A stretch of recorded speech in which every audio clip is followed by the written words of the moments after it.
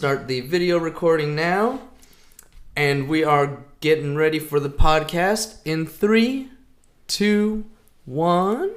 Welcome to another episode of Business Bros!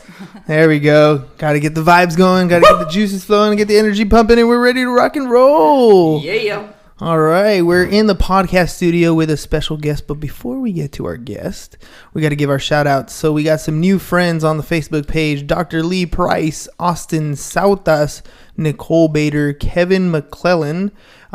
He actually reached out and we gave him some help on extra assistance for social media. So, shout out to him. David Antonio, who got a free coaching call for his business. We got Renee Lopez. We got Jacqueline Brock, Roel Ted, and James Muncie. Plus some shout outs for productivity. Because last shout out we gave, we had a shout out for Miss Vicky Sandoval, who's in the podcast studio, by the way. Thank you. Today's goes out to Mr. Jonathan Fisher, the Fearless Agent, closed the transaction recently. Whoop! Shout out to the Fearless Agent and Mr. Tim Barker. You need help, you better text Tim. Good job, guys. Keep it up. Productivity high. Mm-hmm. All right, let's get into our show today. We got a special guest, somebody who we've had her agents on the show quite a few times already. Yeah, DJ, I think this Eddie, is number 4 Jessica. or 5. But this is the top of the food chain, though. Oh, we're at the top of the food chain now. Oh, boy. You ready? We are. No pressure. But we got Miss Victoria Sandoval on the show today. The owner of Select Premier Properties. Thank you so much for joining us. Thank you for having me. All right, Miss Victoria. So, native, born and raised in Chula Vista, right? Yes. Tell me what that was like. I love Chula Vista. It was great. It was great. Grew up there. Literally was born on H Street. Went to Hilltop Middle, East Lake High School, Castle Park Elementary. So yeah. Oh, nice part of the hood, right? You grew up you went to school on the west side and then ended up in high school on the east side. Yeah, I was bused from the west side to the east side. So yeah, well, don't say that because then we're gonna age it. You remember when East Lake had like nothing over there? Yeah. Right? It's like super developed now. Yeah. But in the early days, there was nothing out there. So yeah, I think everybody got bused to East Lake at the very beginning. So tell me a little bit about yourself. Like, where'd you come from? Why'd you get into real estate? I mean, how did it all happen? Well, I wanted a career where I knew that my efforts would pay off. The whole 9 to 5, having a set hourly pay I knew it wasn't going to pay the bills and it wasn't going to get me where I wanted. Especially being a single mom, I wanted to provide, a really good life for my daughter. So I thought, what career can basically reward me based off my efforts. So real estate was, the job for me. It's a sales gig. Yeah. Right? You get out what you put in. Right. I mean, it's a lot of hashtag powerful relationship building. Mm-hmm. And the only way that you've become successful in this business is if you've built a lot of powerful relationships, right? Right. Yeah. So let's talk about the first powerful relationship you built. Single mom. That's got to be tough. It was. I mean, you're living in San Diego, probably one of the most expensive cities in the country to live in. Mm-hmm. Single mom, getting your career going. What was that like? Tell me a little bit about growing up or, raising a child like that. I mean, it was challenging, but I was focused. I knew basically where I wanted to go. And while all my girlfriends were turning 21, going to nightclubs, I was raising a baby, at home. And so yeah, it was a lot of sacrifice, but it was worth it in the end. I have a beautiful daughter. And so, yeah. So tell me a little bit more. What kind of sacrifices? I mean, career-wise, that's the fun stuff. What about career-wise? I mean, were you able to go to college? Were you able to go to school? What was that like? No, I mean, right out of high school, I, got into banking for a little bit. And that's when I realized, okay, this isn't going to help pay the bills. This isn't going to get me where I, need to go. And so that's when I jumped into real estate. So I would say by 20 years old, I was already in real estate. At least I was on the real estate side, so I was doing loan processing and loans, and then transitioned to real estate. Yeah, because I worked at a bank right out of high school too, and that $8.50 an hour wasn't going to cut it. Yeah. Right. That wasn't going to get you anywhere. Yeah. All right. So you started off on the loan processing side, then, right? Mm-hmm. So tell me a little bit about why. What were you doing that you said, okay, this is what I want to do? Well, what I liked about processing is I kind of got to understand the financial side. So got into loan processing, and then after looking at the applications, and I basically would do everything. The agents would just bring in the applications, I would request all the documentation, and then I would see their paychecks. And I'm like, these guys don't do anything. I do all of the hard work. All I got to do is get the client. So that's when I transitioned into being a loan officer. So, I would place ads on like El Latino and go to the swap meets on the weekends and wait at 5 a.m. to get a spot and pass out flyers and door knock. And so yeah. And some of the nitty gritty hustle. Yeah. It's funny that you say that, because that's kind of how I got into business myself. I was working at the bank, and we were processing. I used to work at the cash vault for the bank, so money would come in like night drop deposits, all those types of things, and we'd sort the cash. So we'd have cash in one bin, change in another, checks would go to a different department, and then we'd take the cash and we'd separate it and then send it out as change orders back to the companies like Walmart's or Carl's Jr.'s or the branches themselves. Yeah. And one of the change orders I was filling was for the Padres, and I was filling an envelope of money for their road trip, and it was like a 3-day road trip, and I was looking at the money I was filling. This is just their food money. I was like, that's more than I make in a month. It's like I'm in the wrong line of work. Yeah. Right? But I mean, that realization, being able to see that, that opened up my eyes to like, I'm doing the wrong thing. Right. And so you're over here processing loans, and you're looking at the, HUD statements at the end, and you're like, wait, the agent made how much? Yeah. And they didn't do anything. I had all the conversations with the clients. I would balance out the 1003s, which for those of you who don't know what 1003s are, they're, the applications, and make sure like all the numbers look good. And yeah. So when did you finally decide, all right, I'm done with banking, I'm going on to myself? Around what year was that? God, year. Making me sound old. Let's just say I was 19, 20-ish. So I don't know. How old was I? I'm 36 years old. Even though you can't do the math backwards. All right. Well, I was reading some information on you, right? And you were talking about how around right before the crash is when you started to get into loans, right? And so what was that like? I mean, you came in just as things were hot. So all I needed to do was fog up a mirror. I got a loan, boom. Yeah. And then shit hit the fan and everything changed. Oh, yeah. It was tough. I went from, and this is going to sound super arrogant. I'm not trying to be arrogant, but everybody was making money around that time. I went from having 5 cars and, couple houses, 2-3 houses to, barely being able to get my nails done. It was, my husband at the time was like, you know what, we're going to really have to just conserve. And I feel like it happened overnight. And then all of our clients were calling us like they were all losing their houses. It was very scary. So we did have to make some adjustments, but we pushed through. I feel like in every market there's a niche. So that's when we transitioned into short sales. We help people with help them with their loan modifications, refer them to attorneys, and so yeah. At this point, were you a realtor or were you still on the loan side? So that point, what year was that? 2000. I was a realtor already. By 2007? So, yeah. So you were literally doing short sales.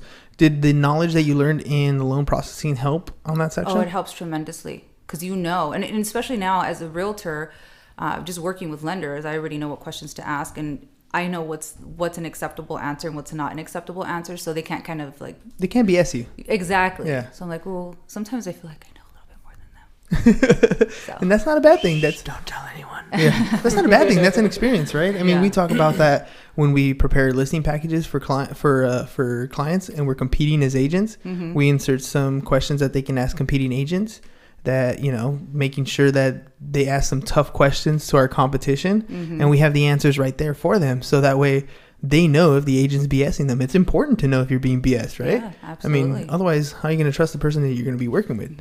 So, it's good that you have that experience. Yeah, no. I mean, it makes a big difference. All right, so 2007 comes, there's a huge crash, market changes, you get to learn all kinds of foreclosure stuff, right?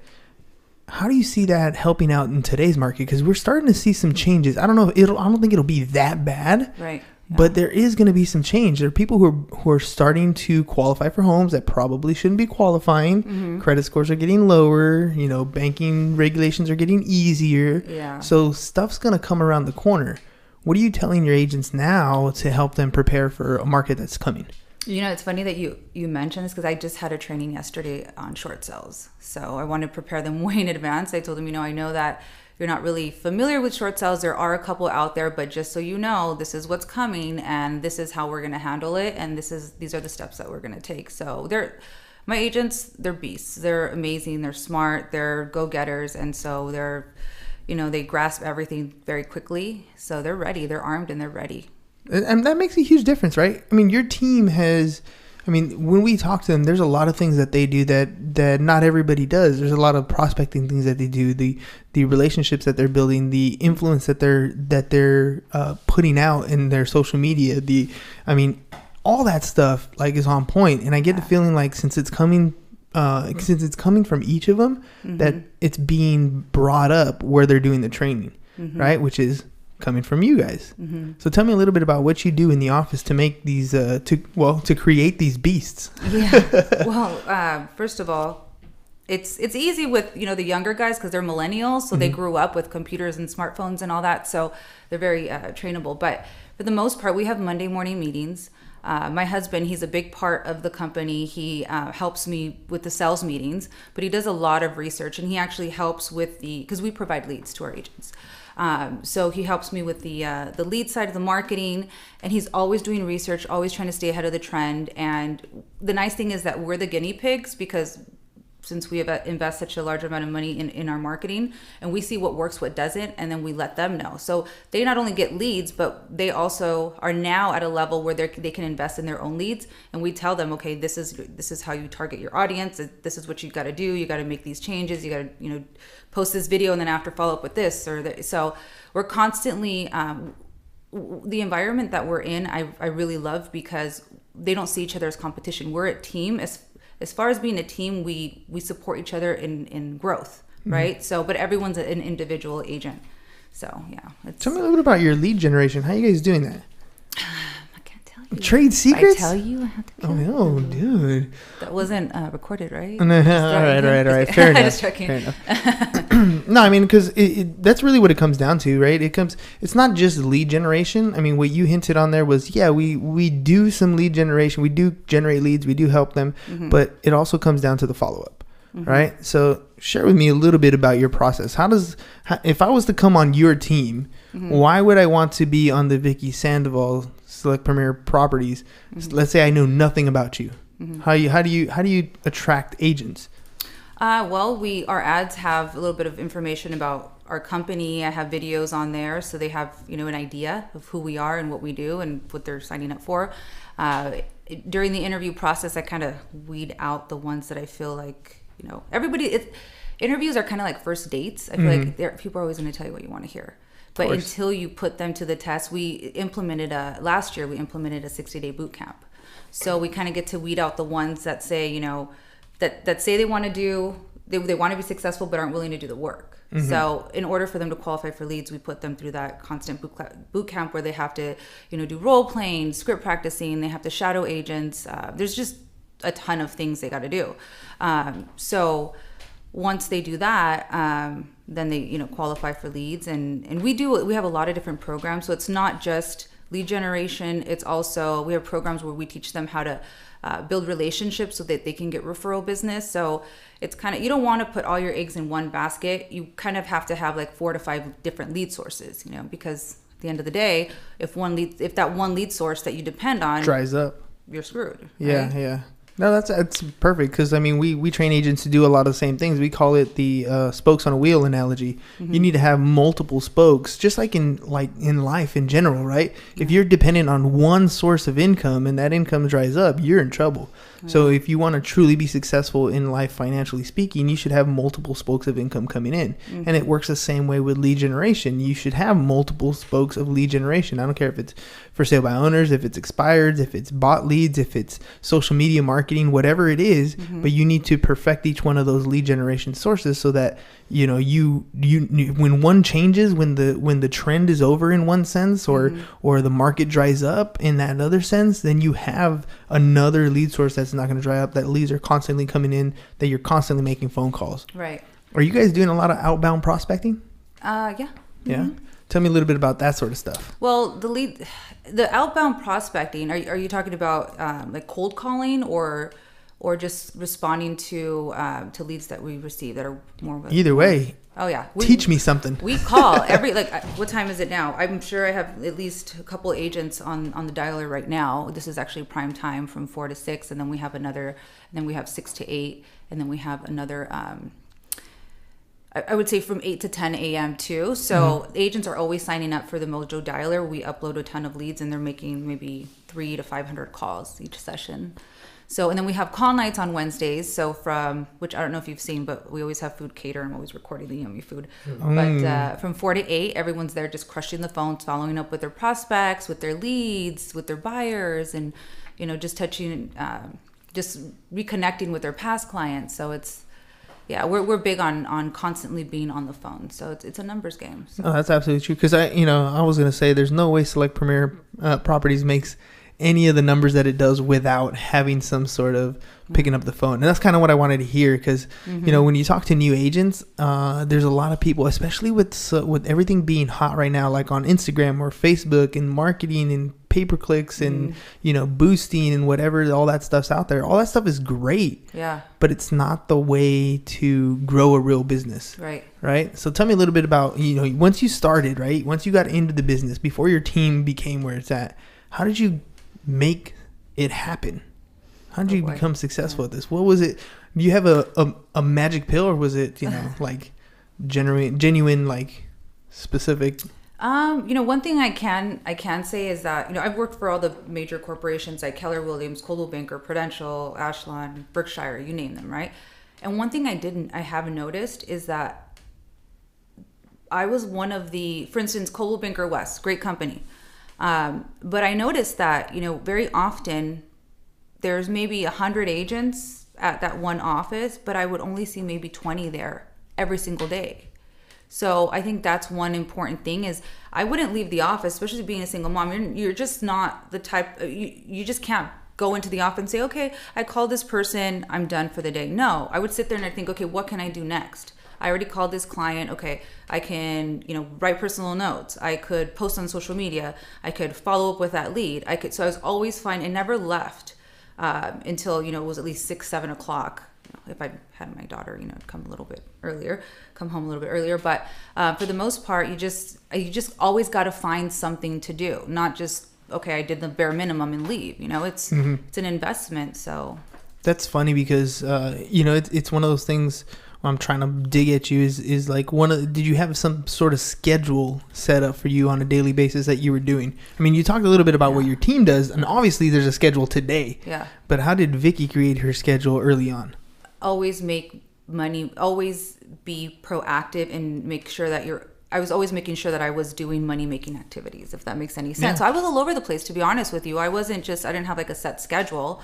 I was just not allowing myself to leave the office, and I made sure that every minute counted.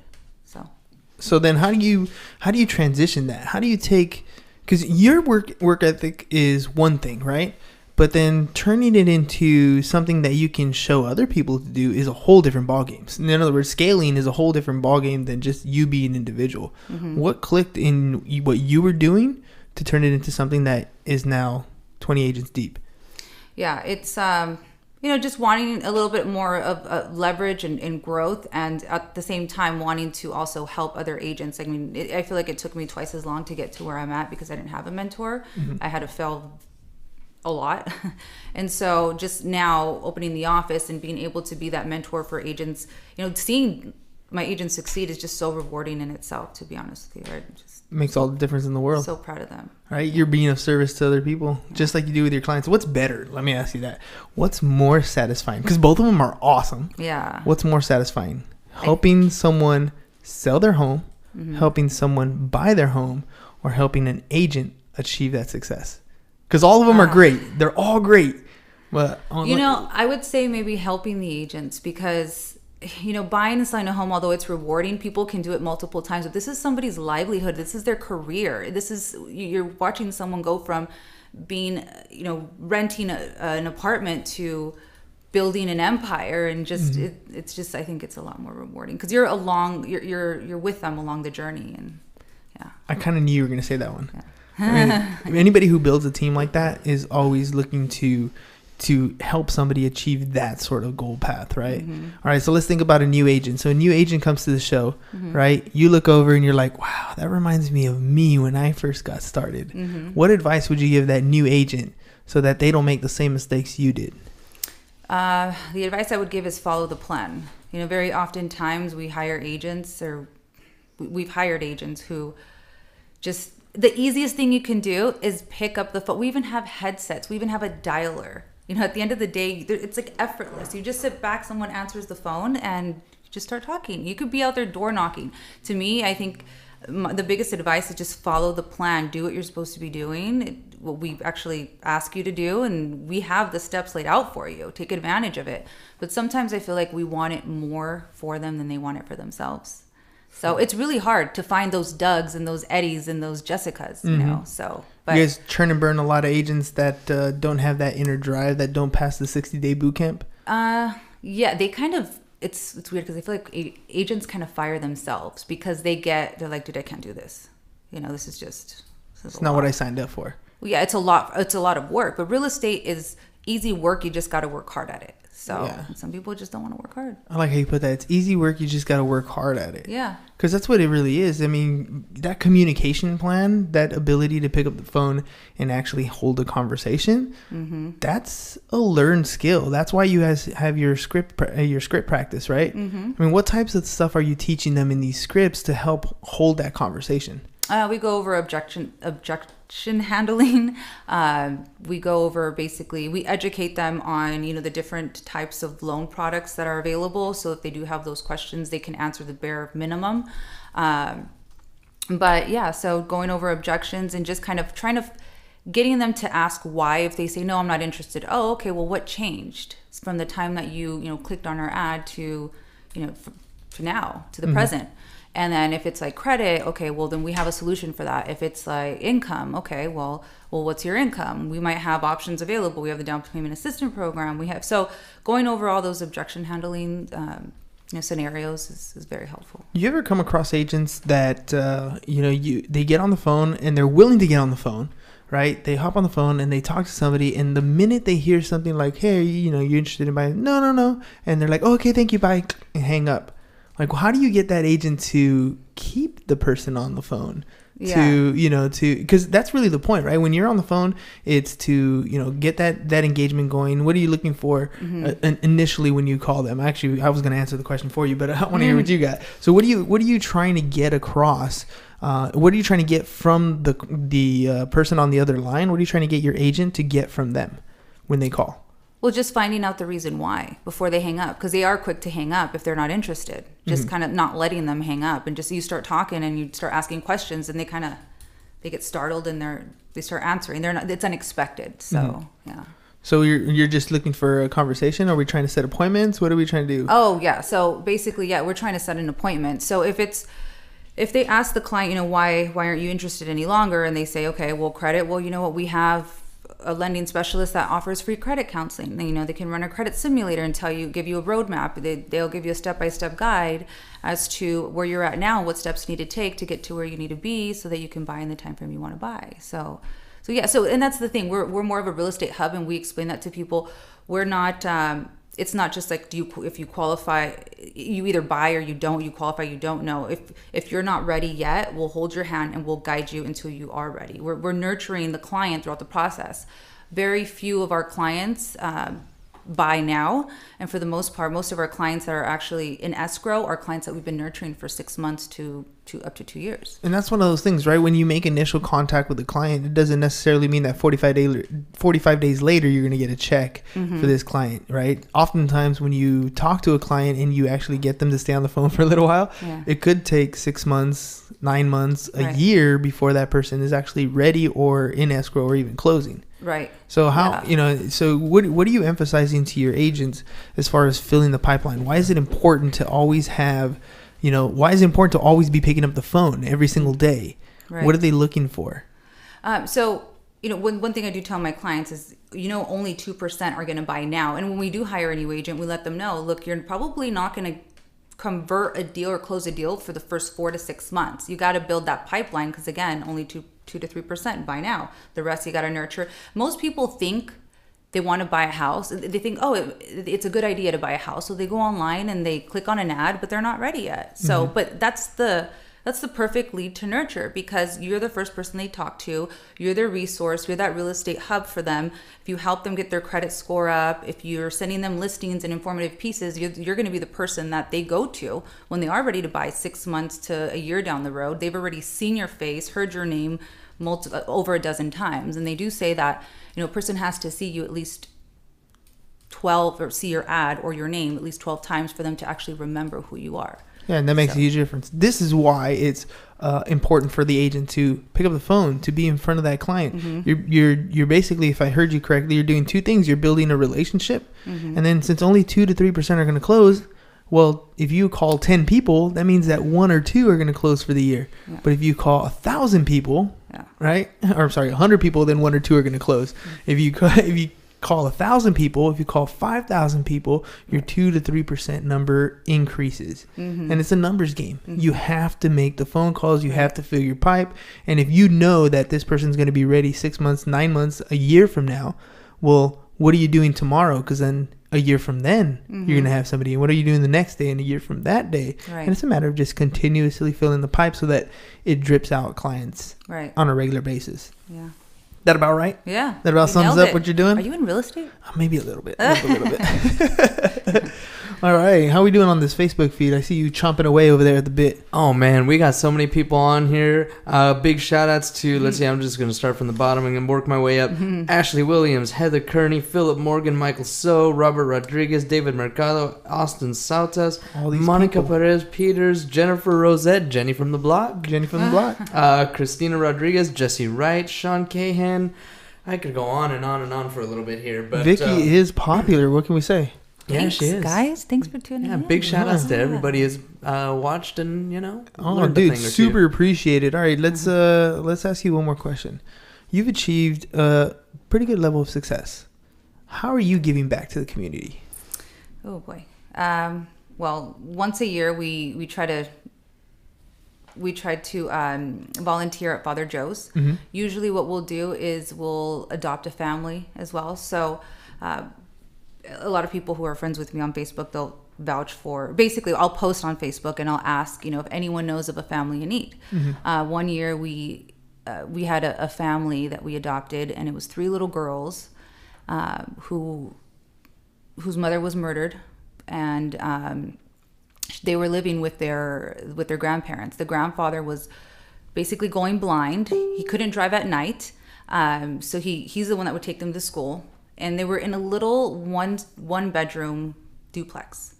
So we asked, what do you need? And the things that they requested was like not basic things, but like one of the little girls needed a sleeping bag for 6th grade camp. Like just necessities. That it was just really sad. But anyhow, we got a bunch of people together. Everyone donated. The